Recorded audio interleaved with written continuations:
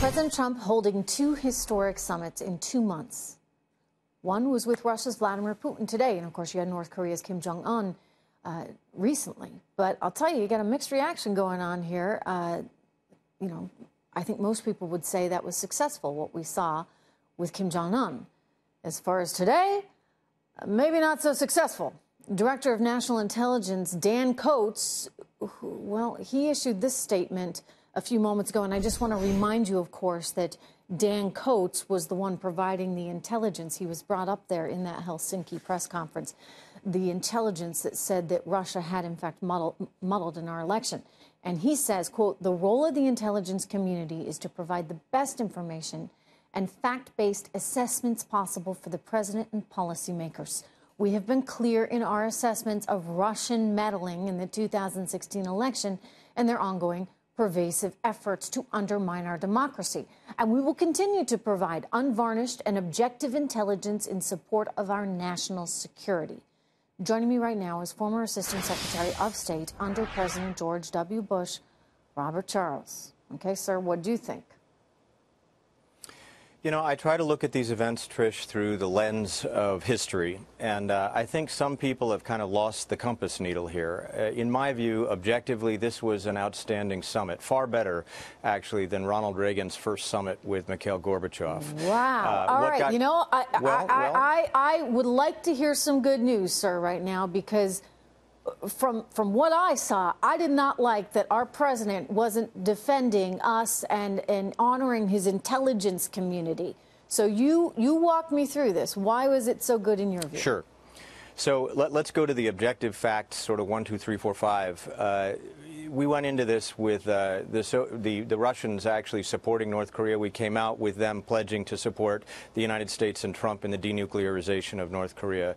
We got a pledge for a joint U.S.-Russian business council, which can push forward a lot of that cooperation. We got a pledge for a working group on cybersecurity. We got a promise to allow Mueller's team to come over and actually participate in the interview with those that we'd like extradited. We got an agreement on a U.S.-Russian cultural exchange, and we also got agreement to a greater cooperation or continued cooperation on the military side in Syria, and an understanding that we will support Israel. On the intelligence community comments, I read them differently from a lot of other people. What I hear is a president whose legitimacy as a sitting office holder is being put under pressure, and so what he's saying is that Brennan and Clapper, in their original, these are very Obama-oriented people, and they have been, and they continure to be very anti-Trump. And Brennan's out there saying today this is an impeachable offense. He hated what he saw. Right. So what I see Trump saying is, listen, I am a legitimate office holder, and President Putin, whatever he did not cause the American people to go to the polls. Well, this goes back to what I was saying earlier, though, right? I mean, there's a difference between meddling and actually colluding. And what the president should know, and perhaps this whole Mueller investigation has clouded things so significantly, and that's what puts him so in the corner. But what a sad, sad state that he feels as though he's under the microscope in that way. In other words, nobody's doubting his legitimacy. Nobody's saying that he did not win this fair and square. I mean, maybe, you got some out there, but that's not what the intelligence community, Robert, is saying. The intelligence community is saying they tried to meddle. Yeah, so facts always speak louder than words. And what we know is that this president takes a morning brief every day from the intelligence community. He has enormous faith in 4-star General John Kelly. He has enormous faith in 4-star General Jim Mattis. He has enormous faith in first in his class at West Point Secretary Pompeo, who also was head of CIA. And he has enormous faith in Gina Haspel, who is the current head of CIA.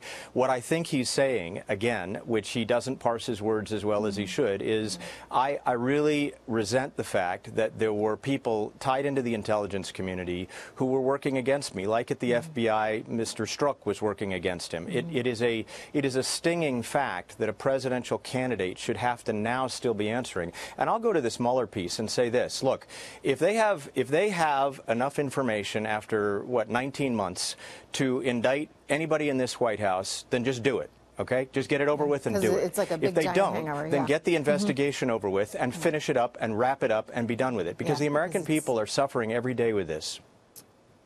And clearly the president must be too, because he should not need to be so defensive on that international stage. Anyway, Robert, I like how you always see the bright side of things. I appreciate it.